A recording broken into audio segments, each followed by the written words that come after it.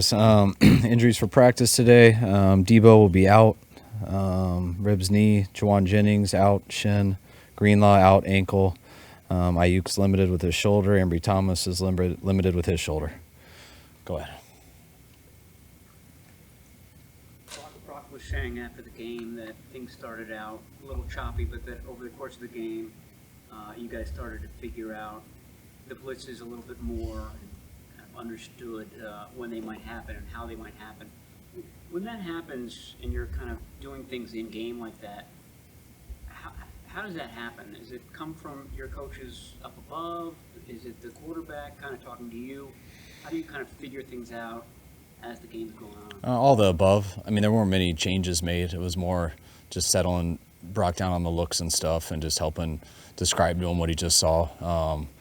If he did see something and missed it, just to explain why he missed it and to show the look, how many people are in this spot. Hey, that's this look. Ask him why he saw it differently, things like that. And that's why teams disguise. That's why they do a bunch of stuff. But nothing we had to make up. You just got to coach when guys come to the sideline. Yeah, he's real good at that. Yeah, he's real good.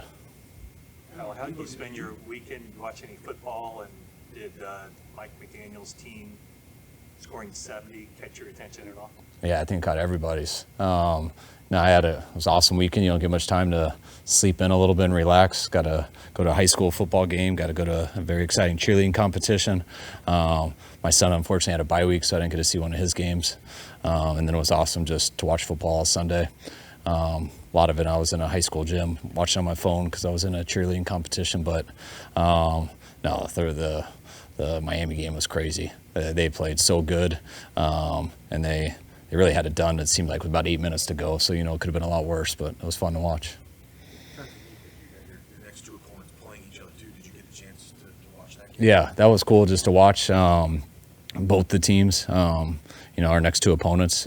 We'll see a lot of it over the next 2 weeks, so it's not like on our day off we're that locked into it because we know that's going to be our next Monday and Tuesday also. But just to watch it from a fan perspective and enjoy it with my family and stuff was fun to see. What are the companies that look past Arizona? What did you take away from their performance? And was it kind of a wake up call? Yeah, but if all you have to do is watch the two games before that also. They had every chance to win versus Washington in week 1. I believe that they should have. And I forget the exact score, but I want to say it was like 27-7 in the third quarter versus the Giants, and they had every chance to win that. And it got away from them at the end. And Dallas was very similar, but they didn't turn it over there at the end, and they kept finishing and keeping out of the red zone, and ended up not being close. So they're a team that really should be 3-0 right now. Forgive me if I misheard you. Did you say Debo's out with a knee? Or Yeah, he's got rib and knee.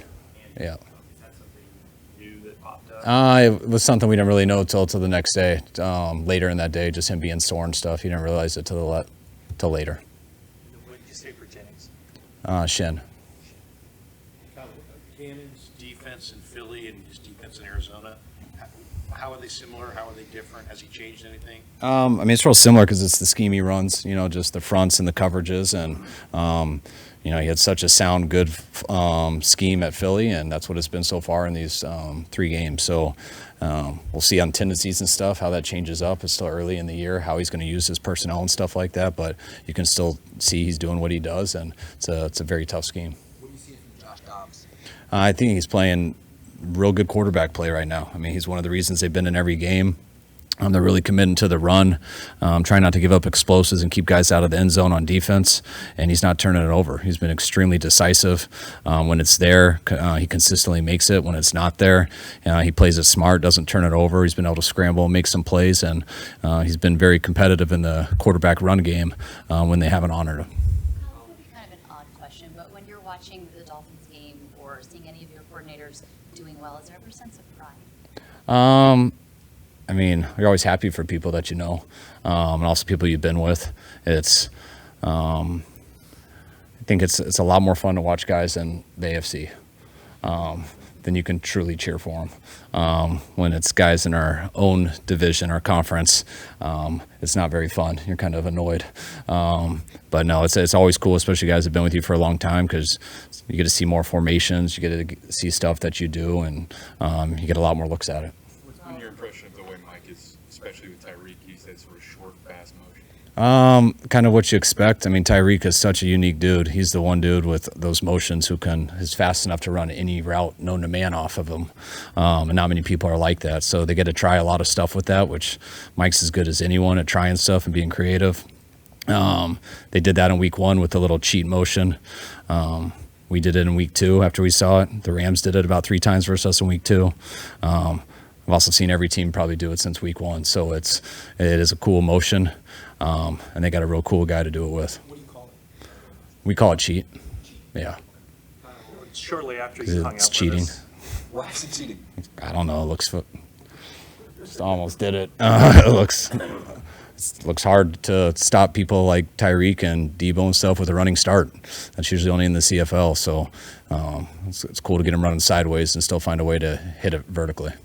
shortly after you hung out with us on Friday, the extension was announced. I assume that meant that you aren't real comfortable talking about it, so I'm going to ask you, what does that mean to get that extension, your second with the 49ers, and just kind of what you've established here, you and John, and what does it mean going forward? I mean, we did it before the Pittsburgh game, so I'd already celebrated with my family and stuff like that, which is huge. I feel very grateful. I mean, just being a coach anywhere for a long time, I know what that means, and extremely grateful for that, to have that opportunity, and mainly for my family to be somewhere for so long, which is cool. But and doing it before the season even started, I think meant a lot to me. Just shows you the people that we're with, that we believe in each other, despite what could happen. Whether we were 0-3 or 3-0, we'd still be in the same situation. And really like where we live, and really like the people we work with, and they're committed to giving us a chance to go for it every single year. And that's all I could ever ask for.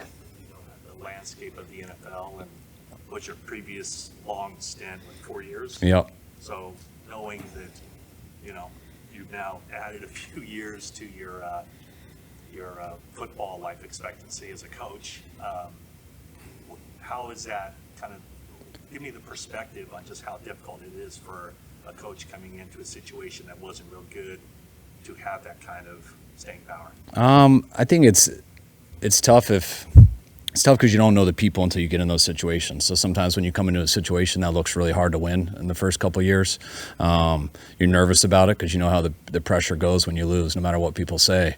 It gets tough to stick with the plan, and that's what made it so exciting the first time, meeting with Jed and the commitment he gave us and what he said. And I really feel like that made us make the right decisions for those first couple of years and help build it the right way. And that's really what got us to come here, allowed us to be patient, do it right, and he hasn't changed ever since. So I love being in a building where you trust each other. You can always try to do what's right. Might not always be right, but the intent of what we're doing, why we're doing it, how we're doing it, we all believe in each other in that way. And to me, that's the most important thing in giving you a chance. You mentioned these extensions, and you and John have been real close together in terms of getting them done. John was a few days at the same time. How important is it to be aligned and make sure that you guys are going to be riding this out together? I think it's huge. I think it's all part of it. I mean, just from the ownership to John, to the coaching staff, to our players, to the whole building. We feel very connected, and we like what we've established here. But more importantly, we believe we're doing it the right way, and that'll allow us to have a higher percentage of doing it the right way going forward. Last one, guys. I think if I'm doing the math right, if you coach out this contract, don't get fired or whatever, you will the longest tenured head coach in Niners history, surpassing Bill Walsh. Obviously, I'm sure you're not thinking about this at the moment, but I mean, is that cool to think about? Weird to think about that you could be here this long? I mean, hypothetically, it'd be very cool. Contracts do not mean anything. I mean, they mean a lot, but that doesn't mean anything in that aspect. But I mean, just to be and ask the question with someone like that is really cool. I feel very fortunate for it, and like I said, we did this at the beginning of the year, so it was very celebratory with my family and everything. But once the season started, you kind of realize you feel the same in every other aspect. Nothing really changes. You mentioned the other day that you were interested in hearing from the league on the Dre's latest penalty. Curious if you could pass along any of that, and are you concerned at all that he's kind of getting a rep in terms of the amount of unnecessary roughness penalties he's getting, that he'll get more of them even if he doesn't deserve them all? Yes, thank you for asking that again, because I do have to check on that. I know he got it written up, so I need to go read it. But anytime you play like Dre, I mean, doesn't hesitate in anything he does. So he jumps off the screen to people, but you still got to call it right. It's harder when people are like that, but he plays one way, and if he's ever playing a way that's illegal or anything that's not allowed, I mean, that we will change that fast.